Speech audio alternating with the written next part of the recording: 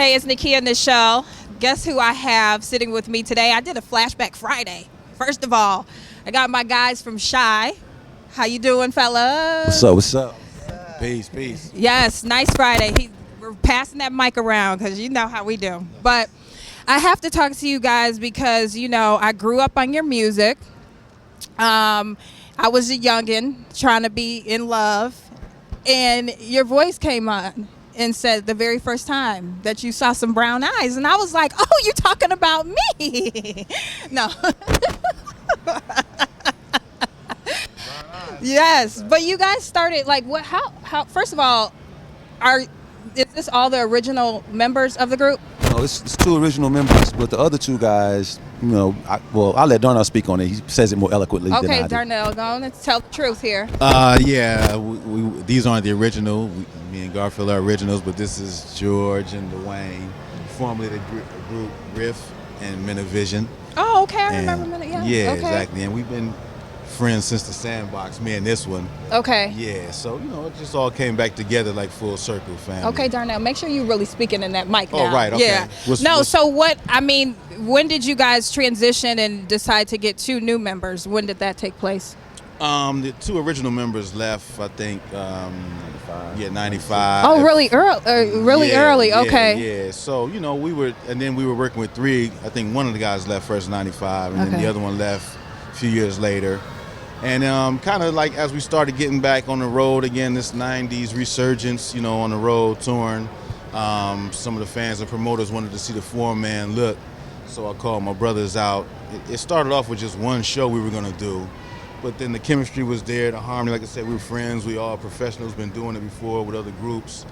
So it kind of just came together, and we've been together, I think it was 2007. Yeah. Now, were you guys still, when the group members two left, was it like bummer or like yes because this was not working? I mean, how did that? Because you know, it sounded like it happened in the middle of like, dag, we got something good, now y'all want to leave. So was it a happy occasion or was it like, oh, now what do we do? It was growth. It was life. It was all the things that you associate with process. Things start, and then certain aspect of it might calcify for various reasons, but there's a vitality to it at the core that sustains itself and keeps feeding off itself to keep pushing. And so that ended up looking like just me and Darnell left when the storm cleared. There was a lot of transition. You know, we came out in the golden era, R&B and hip hop. Mm-hmm. The format of music changed. Video started becoming prominent in terms of what would get you chart position, where it used to be just records sold. Like all these different transitions started coming. CDs turned into MP3s. Social media dropped out of nowhere. All of these different changes. So over the time period, our internal mechanisms changed. So Carl in the industry, Mark in the industry, and me and Darnell, we kind of come from similar backgrounds. And so when the industry changed and there's no calibration point to like gauge what you are, the 90s is not all the way going away yet, but these new sound is coming in and programmers are doing different things. You know, you're in this limbo. And so what happens in those kind of spaces, you reverberate to just your natal position, like what you feel. Mm-hmm. And he and I just had the closest chemistry. You know, I was brought up in Boston. He was brought up in New Jersey. Mark and Carl were Miami and New Orleans. And we were just made out of the same kind of cloth, had the same kind of vision. And we were able to kind of like push forward. And our chemistry kind of like let us transcend the time period where there was a lot of dynamic change. We didn't have a label. So Carl and Mark, you know, within the group, there were different dynamics pulling them away, different things we were trying to do. But ultimately, over time, sustaining, if you look longitudinally, you start to see where the essence always lied. And, you know, in no disrespect or discredit to any of those two brothers. I love them dearly. You know, Mark just had a baby, shout out. But they were integral parts to my growth. We grew up together, basically. Mm-hmm. We were 17 at Howard. Yeah. But we just out-sustained it. Me and Darnell's chemistry ultimately, like if in a harmony, you might have two notes that stand out strong in that harmony, even though it's four notes to that harmony. But two of those notes are the pretty parts of that thing that hit you. You know what I mean? Yeah. And then you can take them other two notes out. You have a different chord, but the two notes suggest those other two notes because they were the stronger ones. And you can still rock with that if you needed to. and that's me and D. And we literally did rock with that. Like, we did a lot of two-man shows for a long time before we put these two guys in our mix. So how long was it that you guys were doing the two-man Man, thing? we were doing that for like 3-4 years, going to Germany. And so it was just so happens that Darnell and I, on certain songs, sung key parts that people wanted to hear. Okay. So it wasn't hard for us to cover down and do on the parts that Carl, would have been Carl's parts. And I took over Carl's parts. Darnell took over Mark's parts. And our parts were the main parts in a lot of the songs. And so we still were able to do it. Like, The Place Where We Belong is a song on Beverly Hills Cop 3 soundtrack. And Darnell sung the first verse. I sung the second verse anyways. And so the hook is just harmony. So we, in Comforter, I'm doing a lot of Comforter. He did the hook on If I Ever, Right. It was like a lot of things naturally set up organically for he and I to kind of keep the brand going. That's good. And then we got to a point where we needed 4 members so we can make a full sound. We were ready to go out there and kill them like we used to in terms of that harmony piece. So were you spoke about change. Were you guys able to stay on that wave of change? Because it happened pretty quickly, right? So like I would say maybe around the end of the 90s where we were starting to get introduced into internet really heavy, and then, social media came. So were you able to, transition into that and still remain solid as a... Well, music is music and it's universal. So we have that in us, God-given. So that's sustained. But the structure within which our music rests is that business aspect, which now looks at the social media game and all. So these are learning curve things. Yeah. It's like a quarterback coming into a new pro team, having a whole new system to get used to. Right. Yeah. And so he got talent, but he got to get used to that system so he can plug his talent in. You know what I mean? So that's where we were for a lot of years. We had the talent, we were doing the shows, we had a catalog that people loved, so we were able to live off that. But in terms of new material, we're just now getting to where we got a social media presence now. We understand how that goes, how important it is. And now we have things set up to kind of put us in positions to be on this kind of a tour now. People are noticing this more. And, it's just a good look because we are coming into the future, our future, which is now, which is y'all's present. But now for the newer members, you here, I'll ask you.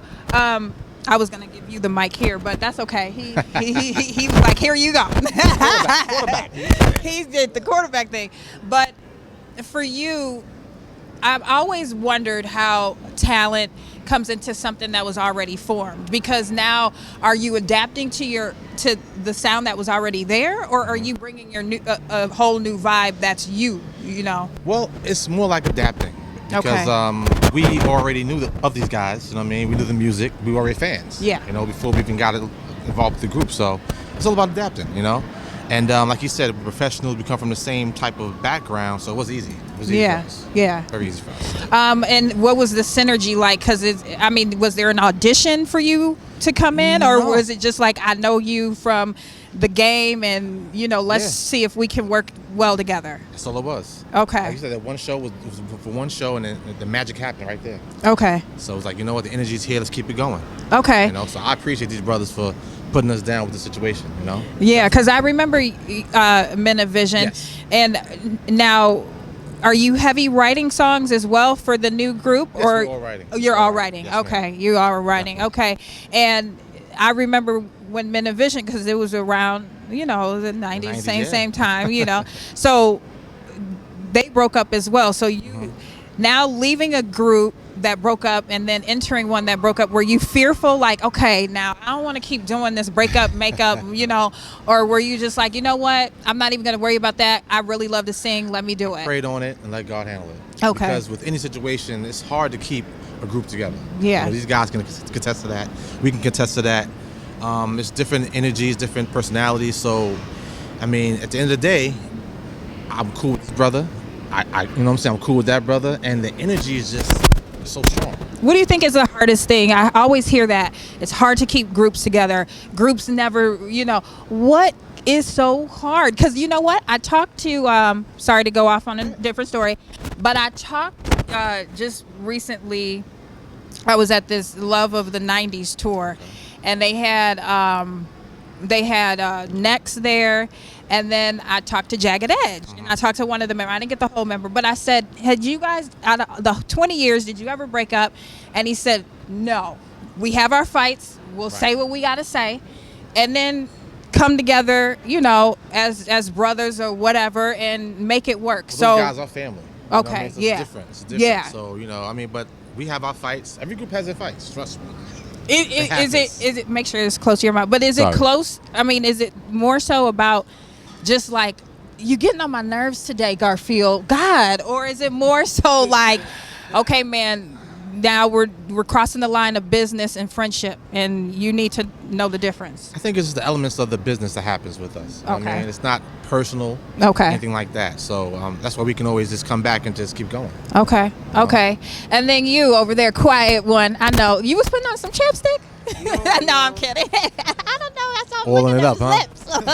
Like LL Cool J. But you also came from another group. Yeah, Riff. Riff, right? And the history of Riff is. tell Let me me the give you a little bit of it. Please. Riff is a 5-member. It was a 5-member group.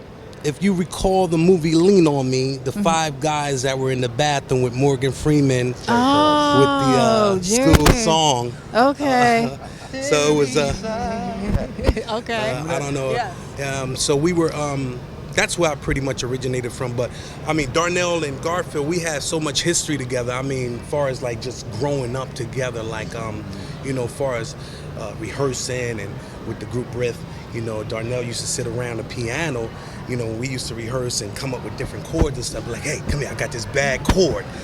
Tell me if you guys like it, and then he'll give out, disperse all different parts and come up with harmony and stuff like that. So we've been doing this for a long time before the actual business came into place. Oh, okay. Okay. So, and as well as Garfield, down at Howard and things like that before Shai even started, when they were actually, doing school and, down at Howard and things like that, we used to go down to their homecoming and support these guys, with their thing with Howard, So you guys knew each other before the fame, like when it was a hustle. Absolutely. Oh, okay. Absolutely. Oh, okay, yeah. okay. Yeah. Okay, I didn't know that. Right. So then that's how the dynamics were already there. It wasn't Absolutely. right. Okay, that was smart to and Darnell, you seem like you know a lot of people. Yeah. So it doesn't make it. Okay, so it didn't make it hard for the. And G-Fly, we know. Yeah, right. He came from Riff.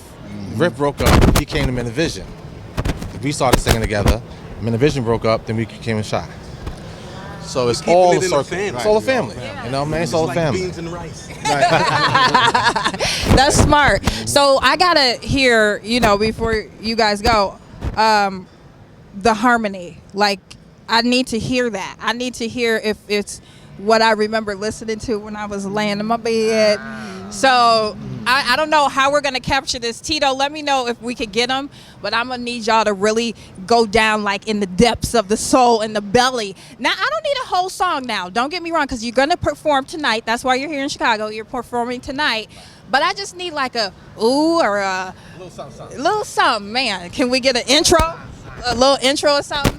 I'll just keep this right here.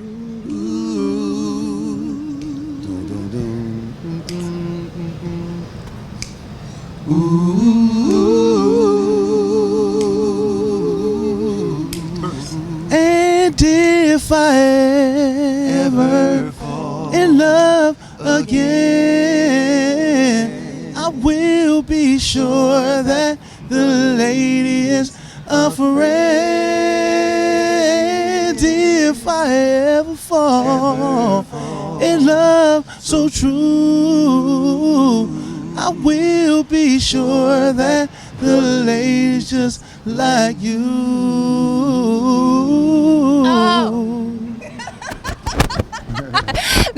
No, see that's exactly how I remember. See, I got into it. That lets you know it was serious right there.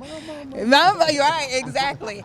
Now, one last question, and I'll let you guys go because I know you got to get ready for sound check. Well, you did sound check, but you still got to rest up, whatever. But each and get shower for an hour over here. Jesus Lord. But each and every one of you, when I don't want to say the fame, but you went into other things when it was kind of like not at a. I hate to say it like that, but the dynamics changed. Let's just say it like that. You went into teaching, right? Well, I just went into. I've always been an educator, so I went back to school. I taught school for a couple of years on the college level and the high school level in California. Then I got a fellowship to go to Georgia State for my master's degree in African American Studies, which I did. I won the top honors as the Asa Hilliard Award winner for the top graduate student in the program. I had a 4.03 GPA. Then I got accepted into the PhD program at Georgia State in educational policy. And I'm finishing up that. I'll be Dr. Bright in March or April. I sustained a 4.03 GPA in that as well. And now I'm writing my dissertation. I've done the first 3 chapters, defended it. But anyway, there's a lot of things coming out of that Shai's brand and my brand with that is going to, put together and create some edutainment type pieces, for the black youth out there. But yeah, education was big. So Shai, we love the kids just like Wu-Tang love the kids. And, we trying to get it in a real active way and not talk about it, but be about it, So yeah. Is this educational way, it has to do with the Shiroglyphics? Shiroglyphics. Is that like glyph? Look, I can't do it right now. I have a list for something's going on with my mouth. I've been talking to, can't do it right now, Garfield. No, is that the title of a new album you guys are working on, or is that just something to? That's our label. Here. Oh, that's your label. Yeah, that's the new label. Shiroglyphics is the new label, and you'll hear new Shai material, and we have a new artist named Bishop the Weirdo. So check out soon, Shiroglyphics Entertainment, new music coming soon. Were you producing or writing when things with you and Men of Vision went not too good? I was still writing, started singing some gospel as well, and went back to the business part of it for what I know. I became a life insurance agent, had my own little business together, so I was doing that for a while. And then I got the call from these brothers, and now we're just trying to keep the 90s music going. If we can just get radio, I'm going to say it again, radio, change up some things, we'll be all right. Radio's a machine. The thing about, I always try to tell people that want to be a rapper, want to be this, want to be that, always have a side hustle. You have to. Have a side hustle, right? Would you agree? I'm a hustler, so you have to. Do that You there. know, there's many ways to actually stay functional in this industry. Not just be an artist alone. One thing that these guys, we all know is that this business don't last forever. Mm-hmm. So you have to have that mindset and that outlook and that focus to know that there is other things out there other than just being an artist. So, as far as production-wise, producing, writing, we all we all had our share in that and still doing it.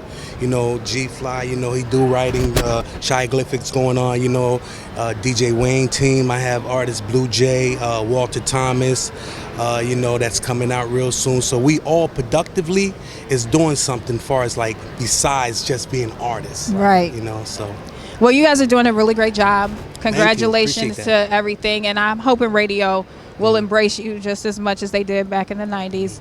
But, I always say have your own platform and then you could put your own stuff out like me. Hello? Because you cannot rely on people to do something for you. Right. He said, You see what it says. yeah. You see what it says. That's right. So that, yeah. So always have your own platform. Don't rly on anybody else. And as long as you're talented and you're doing good things will come to you. So I think you guys are all great. Thank you so much. Thank Appreciate you. Thank Have you. anybody ever told you look like Dave Chappelle? And Dougie Fresh.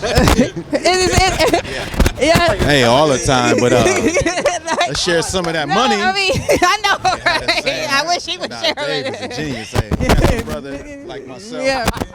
If he looks like me, that's a great thing for that brother.